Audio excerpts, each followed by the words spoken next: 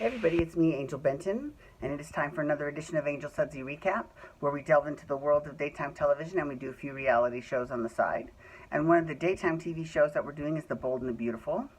But before we get into that, I just gotta say, I do love it when I can spend the weekends here in Las Vegas. I think it's fantastic because I literally took a shower, shaved, changed my underwear, and went right back into my PJs because I've got a lot of television to watch.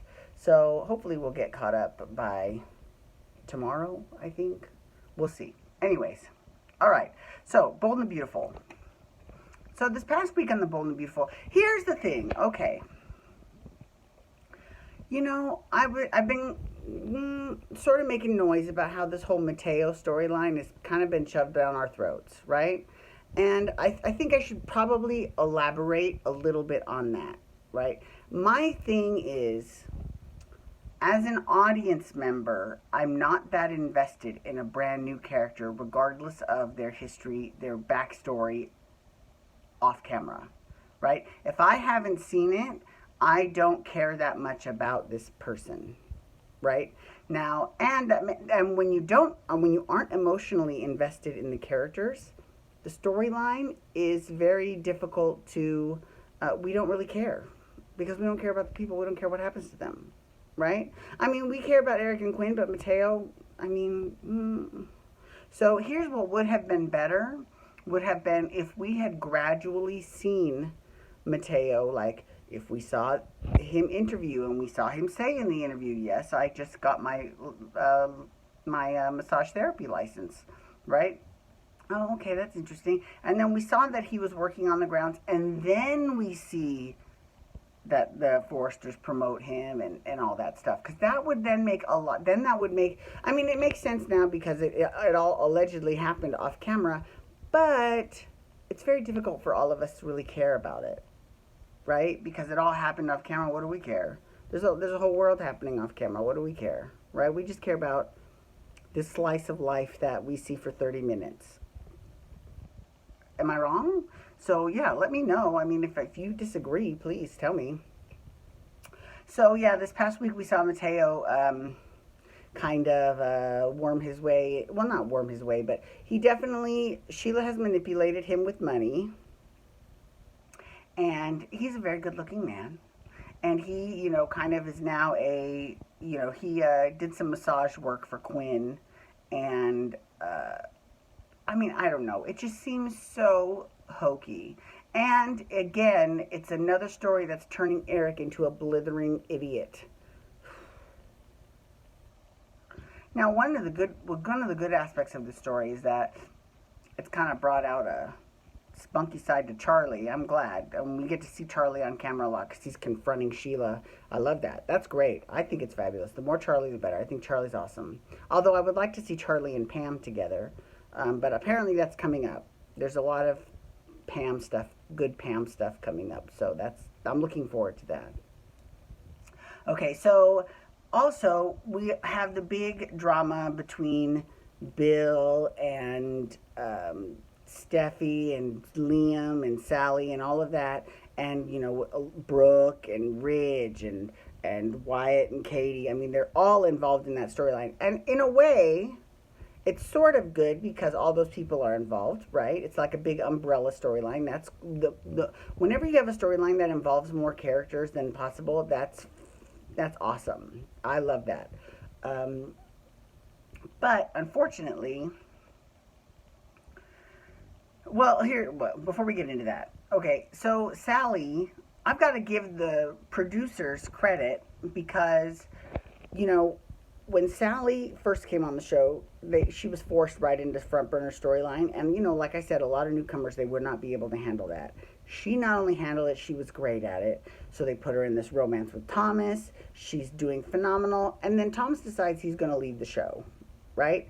So rather than have her pine on the back burner until they figure out what to do, they right away started putting her with Liam, which, like I said, I don't hate the pairing, to be honest with you. I'm not a huge Liam fan, but I mean, I'm becoming more of a Liam fan and less of a Wyatt fan because, I mean, I think that one of the things that I liked about the character of Wyatt was that he was the moral compass. Like he was Bill 2.0, but better, a better person, right? But that moral compass has kind of been fading away, right? I mean, this was the same Wyatt that told everybody. He told Liam who he really was when he saw Liam in the woods, you know. So this is my issue with the story. So okay, so now they're kind of also revisiting a Bill and Steffy pairing, and you know, I'm not 100% opposed to that because I mean, we never saw them have sex or anything before, but we've seen it before. So I mean, there's an underlying attraction, and that can play on history. So I'm okay with that. That's okay. But unfortunately, it brings out the worst in Steffi. Excuse me. Oh God, if I have to hear when she went off on Sally this past week, I was like, bitch, please. I mean, really? She went off on Sally. She's like, you know, you need to stop asking for charity, you know. And when Liam confessed to Sally, he was like, oh my God, she's gonna, you know, he confessed to her, and she was like, I can't believe you're actually doing something to make things right. I'm never, and then like, she was the total opposite of how Liam was expecting, which is great, you know, as opposed to his wife, who is, you know, constantly pushing him away. I mean, it's really annoying. And and then her whole thing with Sally saying, you know, you go back to having nothing. I mean, what a bitch. I mean, really. Go back to having nothing. Fuck you. That's what I have to say to you, really. Anyways,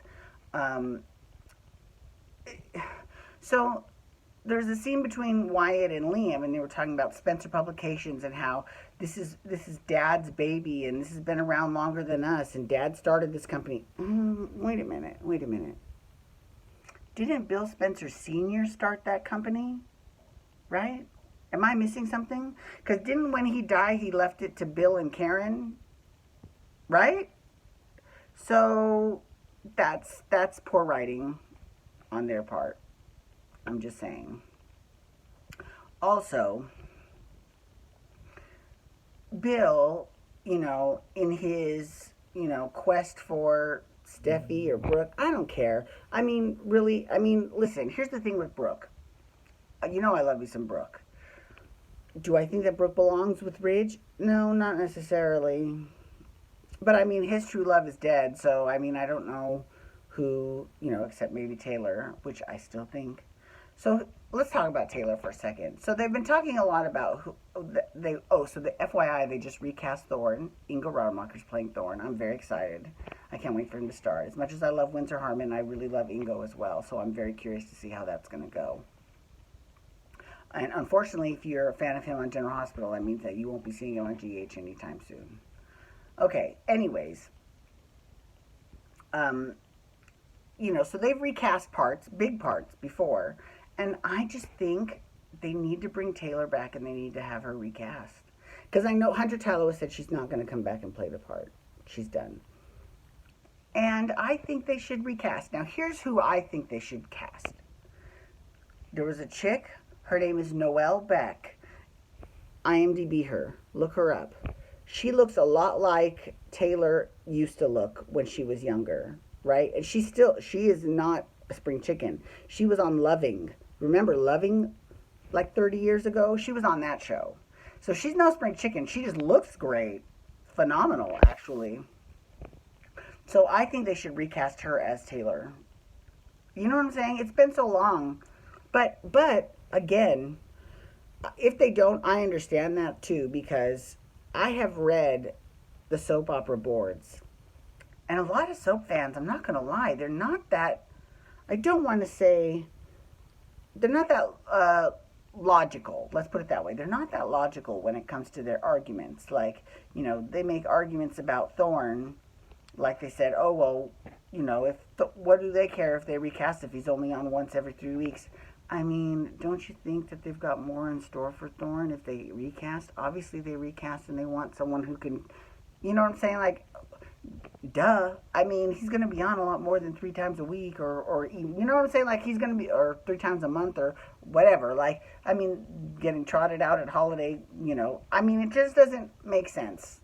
So I definitely, I see the opposition, but I don't understand it at all. So if anyone out there wants to explain to me why everyone is so, because you've got to understand that it's so difficult. I'm sure it is so difficult to put on a soap opera 7 days a week, 365 days a year. Well, not 7 days a week, 5 days a week, every week, 52 weeks a year. I mean, that's crazy. It's crazy, right? So anyways, I'm looking forward to next week to seeing what happens on The Bold and Beautiful next week. Thank you so much for logging on today. Please feel free to follow me on Twitter, Instagram, and Snapchat at Angel Benton. You can hashtag Bold and Beautiful to talk about The Bold and Beautiful. You can also hashtag Dancing for Relevancy, because that's coming up next. I can't wait.